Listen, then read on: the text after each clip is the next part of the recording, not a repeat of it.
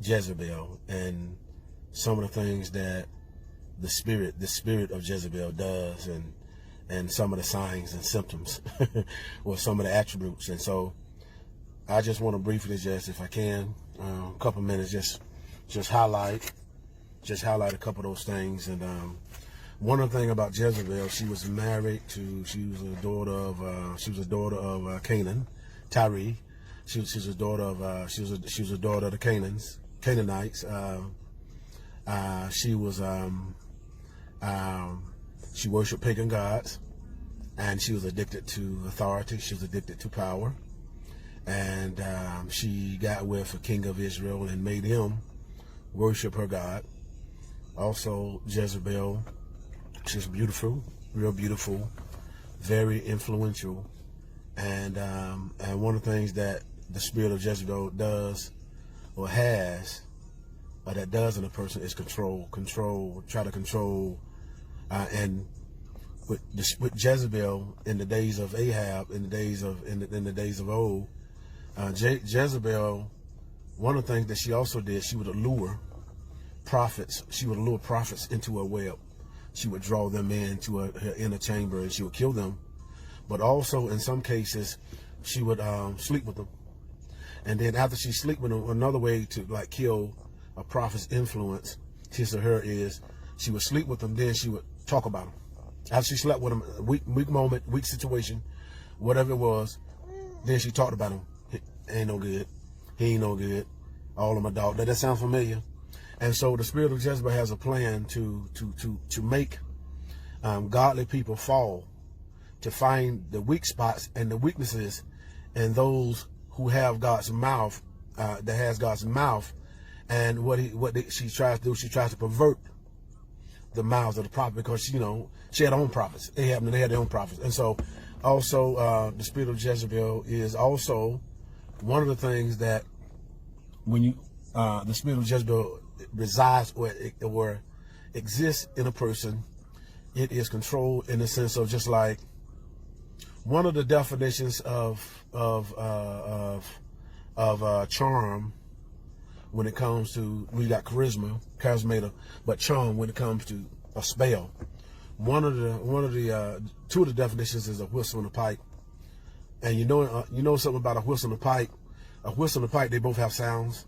And the pipes, they use those pipes to control some religious groups. They use pipes to control venomous beasts, snakes and stuff like that. And so the sound and the music of that pipe controls them. But also, you take a whistle, simply. That's simple with a whistle. Football, dog, all that's training. And so the sound of that whistle indicates and let that dog know what that dog can do and cannot do. Controls, and shapes them a certain way, indoctrinates a certain way. The same thing spiritually with the spirit of Jezebel. And so also, the spirit of Jezebel also will use control in the form of emotions.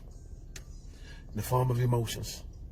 We'll use emotions when things are or not going a certain way. Emotion will flare up, and the purpose of the emotions to flare up is to get its way.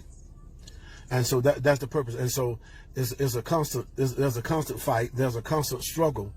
There's a constant war where the enemy is always trying to control you, subliminally, with sound. Another thing that you think in this day and time, you have to be also careful of who you marry, because you could marry Jezebel. Ahab did. Because once you marry a Jezebel, or you're in a relationship with someone that the spirit resides or rests upon, what it will do, it will be in complete enemy against you, against God. This spirit hate God. So which means that anytime God leads you or moves on you to do certain things, there's a spirit that could be in the individual that will rise up. And the purpose of the spirit rising up also is to distract you. Is to distract you from hearing God's voice, because if you hear God's voice, in his voice is instructions. And so, but what the enemy wants to do, he wants you to avoid or not hear him, by manipulation, by sounds and stuff like that, perversion. And see what it is, see the devil, the enemy, he's sound in wisdom and the perfect in beauty, which means that he know the word. So he's going to twist the word in a way to an extent where he's going to cause you to look his way. He's going to cause you to listen, just like the serpent did with the woman at the Garden of Eden. When he came to her ear, when Adam and the man was there, a serpent came to her ear. And the serpent was getting her to see what he saw. To getting her to look at what he's seeing, look at what he's talking about.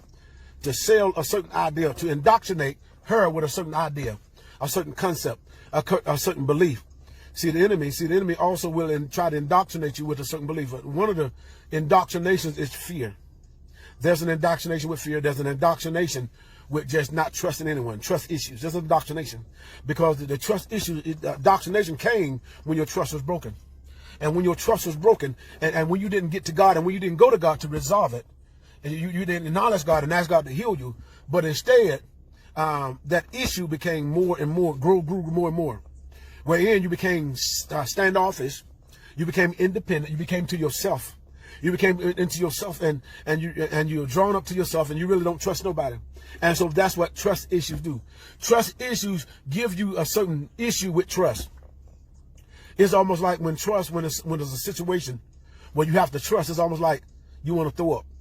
It's almost like something that's an allergic reaction. You're allergic to it because you've been used and abused and taken advantage of for so much that this is the issue. And so those are the spirit of Jezebel. But also the spirit of Jezebel also is a spirit of manipulation, deception, but also premeditation. See, this spirit also will plan and plot. Will plan and plot like musical chairs. And the purpose of the plan and the plot is to ambush you. It's the plan and the plot is to kill you softly or slowly by doing things or presenting certain things to you that you don't think is hurting you, but it's hurting you. That's like if you're eating a certain type of food that's bad. The food might taste good, but if that food has something that's bad in it, or if it has poison in it, or if it has something that will cause your condition or your health to deteriorate, you won't know until the end. And so this is what the enemy is doing. He's feeding you anything. He's feeding you whatever that looks good. And he's telling you to eat it. He's just trying to shove it in your face. Man, he's going to present it with a bow tie to make you think and make you believe that it's good because it's on the bow tie. But don't believe him. Don't believe him. And those are my thoughts, and those are my words concerning the spirit of Jezebel. And this spirit can be in a woman as well as a man. Woman as well as a man. Insecurities, and see, a lot of times insecurities and all of that, the spirit of Jezebel can flip that. Panic attacks can flare up that. Anxiety, he can use that. Your emotions, anything with the emotion, if you're emotionally weak, that spirit can use you. And if you're a believer, and oftentimes if you're the head of your house, if the enemy can't get to you, believe me, he's gonna find the weakest link in the home. And the purpose of that weakest link in the home is for him to afflict that weakest link, and where you pay attention to that weak link, and you take your eyes off of God. See, that's the purpose also. The enemy wants you to look at the situation, to look at the emotion.